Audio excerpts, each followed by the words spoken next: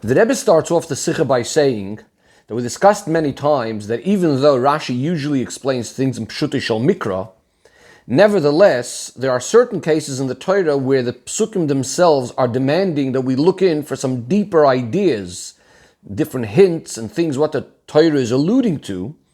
And of course, the example is in this week's Parsha when we speak about the prophecies of Bilam, where the pasuk itself says, "Vayisom mishaloi," that Bilam is speaking in parables, in analogies, and therefore, the way Rashi is going to interpret these psukim are by looking into something deeper of what's being hinted, what's being alluded to in these psukim. Nevertheless, at the same time, even those pirushim have to have some sort of basis on the psukim, have to be based on the simple understanding of what the message of these psukim are about. According to all of this, says the Rebbe, let's now have a look on the words of Bilam and what Rashi says on the following words. The pasuk says, "Ki lo nachash b'Yaakov v'lo kesem b'Yisrael," which means there's no fortune tellers, soothsayers amongst the Yidden, there's no sorcery amongst the Yidden. And then the pasuk says, "Ka'es yei omer liYaakov uli Yisrael ma po'al keil." We'll see in a moment what those words mean. Rashi, on the words "Ka'es yei omer liYaakov," explains, there's going to be another time like this time, where the love of the Yidden will be revealed as they sit in front of Hashem, learning Torah from Hashem's mouth. And the Yidden are going to be sitting closer to Hashem, even than the Malachei Ashoris. The Malachim will be asking the Yidden, Ma po'al keil, what was Hashem doing?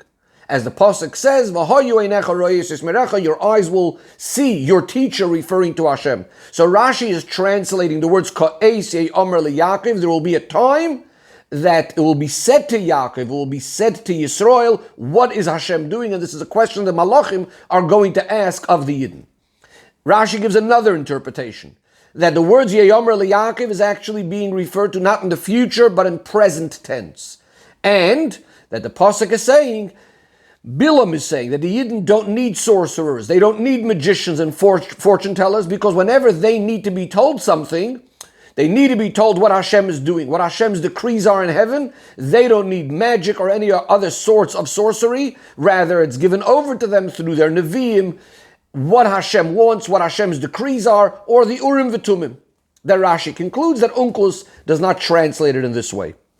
The Rebbe has a number of questions. We won't necessarily be able to go through all of them. But generally, the Rebbe wants to understand, first of all, the tremendous arichus of the way Rashi is explaining what's going to be when Mashiach comes, in the Yidden sitting so close to Hashem and Hashem teaching them Torah. Why is this all relevant, and how is this in any way hinted in the pasuk?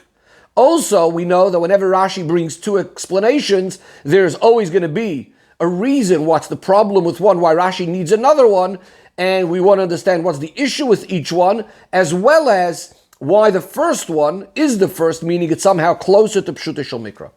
And some other questions that the Rebbe has. So the Rebbe brings from the Mefarshim that say that the point of the reason for the first Pirush is from the word Ka'es. Ka'es means like this time, we're going to have another time. What time are we speaking about? The Psukim over here was speaking about the tremendous love that the Eibishter has for the Yidden. And Ka'es, like the time that right now the Eibishter shows his love for the Yidden, there's going to be, Rashi tells us, another time in the future when the love for the Yidden will be revealed. So that's what the first Pirush, where that's coming from the word Ka'es, like this time. According to the second Pirush, what Rashi is telling us is that the words that the Yidden are going to be asked, and it's going to be said to them, Ma po'al keil, what Hashem is doing, or it's rather not asked. According to the second Pirush, they are being told what Hashem is doing. So going back for a second. According to the second Pirush, the meaning of Ka'es yei omer liYaakov is coming in continuation to the beginning of the pasuk. When the pasuk says, Ki lo nachash b'Yaakov, Yidden don't need magicians and fortune tellers and so on and so forth. Why? Because they are told through the Nevi'im, Ma po'al keil, what Hashem is doing or what his decrees are. According to this, we'll also understand the advantage or the difficulty with each one, because in the first Pirush, when we're speaking about the future time when Mashiach is going to come, this seems to have no connection to the beginning of the pasuk of not having any magicians. The second Pirush, the issue with the second Pirush is that simply the word Yei Omer does mean in the future, And the word ko'es is telling us something like similar to this time, there's going to be another time. If we're speaking about the fact that Nevi'im tell us what we need to know, that doesn't seem to be saying anything about the word ko'es yomer liYaakov. The Rebbe, however, asks that yes, it's true that in our pasuk we could tell and see that there is going to be another time like this time. However, where do we get all of these details that is referring to the Yidden sitting and learning Torah from Hashem, and the Malachim, and the Yidden being even closer to the Malachim, and the Malachim asking the Yidden, etc., etc. Also, we still need to understand why is the first one first, meaning closer to Pshuta Shal Mikra, where seemingly the second one, the one that we're saying, that the Yidden are being told through the Nevi'im, etc., and we don't have magicians, that seems to be more part of the pasuk itself, meaning it's closer to Pshuta Shal Mikra. So why does Rashi choose that particular order? So the Rebbe does mention one suggestion, and the Rebbe puts it off for a number of reasons. The Rebbe says that perhaps we could say that this is similar to what the Gemara says. There is a Gemara that says that any person that when a Yidden don't have amongst themselves sorcerers, etc., when Yidden are not involved in this fortune telling, that they are brought in even closer than the Malachim. So maybe that's what Rashi means with that first Pirush. So it is connected to the first part of the pasuk, but the Rebbe is not happy with this for a number of reasons. One of them is that in Rashi, of course, there's no hint at all in any way whatsoever that we're speaking about that because there's no sorcery, that's why we're going to be closer than the Malachim. So in order to explain all of this, the Rebbe says, let's have a look at the general idea of what's happening in these psukim. Of course, we know Bolok hires Bilam to curse the Yidden.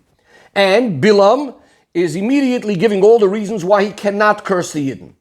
He speaks about the qualities of the Yidden, the tremendous qualities of why they are undeserving of his curses. In fact, right in this pasuk itself, Rashi says on the words, Kiloi nachash b'Yaakov, that there is no sorcery, etc., that therefore they are undeserving of the curses.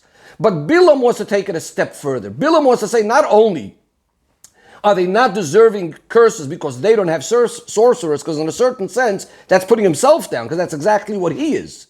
So Bilam is looking to say tremendous qualities about the Yidden in their own right, nothing to do with comparing it to sorcery and so on. And therefore what he speaks about is look how amazing the Yidden are, look how beloved they are. And what Bilam is speaking about is ko'es. Like the time that they were beloved, now there's going to be another time where we're going to see how precious they are. Which time are we speaking about? Yidden are just recently coming. The time that would have been seen in a famous time, the love that the Eibishter has for the Yidden, would have, of course, been the time of Matan Torah. V'yisem lizgula, the Eibishter said, Yidden are my treasured nation. And therefore, when Bilam says over here, ko'es, like this time when Yidden were shown how beloved they are, there's going to be another time similar to that. And that's why Bilam is speaking about the fact that they're going to be learning Torah from the Eibishter, just like by the time of Matan Torah they were learning Torah from the Eibishter, so too there's going to be another time similar to that, when they're going to be learning Torah directly from Hashem. Rashi adds that they're closer than the Malachim, because when you want to say someone is beloved, you will need to compare him to something or someone else. Can't compare to Goyim. Goyim are not shaykh to the whole idea of Torah. So Rashi is saying they're even more precious than the Malachim. And says the Rebbe, now we can understand why these words are coming, why Bilam is mentioning these words, that they are deserving the brachos, not only because they don't have the magic and all of these things, but rather they're even more precious than the Malachim.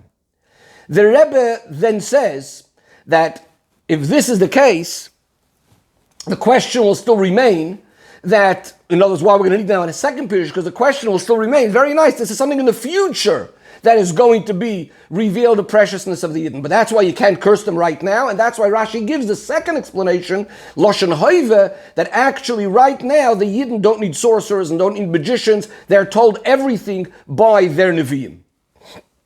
In other words, that's again showing something special about the Yidden. However, the problem, according to this Pirush, would be that that's not adding any new reason why they deserve blessings more than he already said, that they don't have magicians. And that's why Rashi chooses the first one that really brings out how precious the Yidden are in the first Pirush, which tells us how they're going to be closer than the Malachim, etc., etc.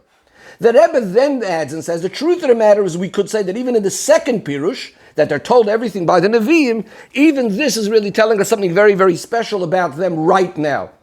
Because, remember, Bilam wants to curse the Yidden.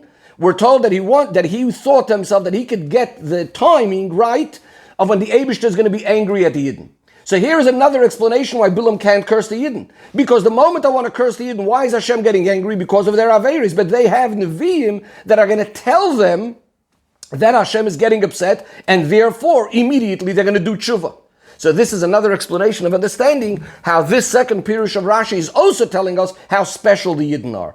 The Rebbe then goes in to discuss of whether we could say that these two Pirushim of Rashi, the advantage of each one and why Rashi chooses one over the other, perhaps could lead into another discussion, generally looking of what outweighs which one. When there's something great and special, amazing quality, but it's only going to be far in the future, or it's a smaller thing, but it's present and current right now. This may also lend itself to these two ways of Rashi looking at it, of are we looking at something that's going to be in the future when Mashiach comes, or even a smaller thing, but that's relevant right now. The Rebbe then goes on and explains why not necessarily will it be an absolute proof from this Rashi.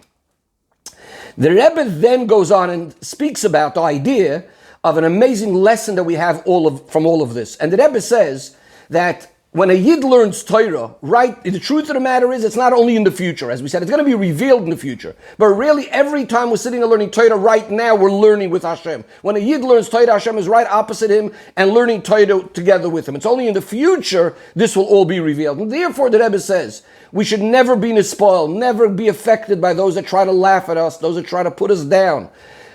And because we know Hashem is right with us and learning Torah with us.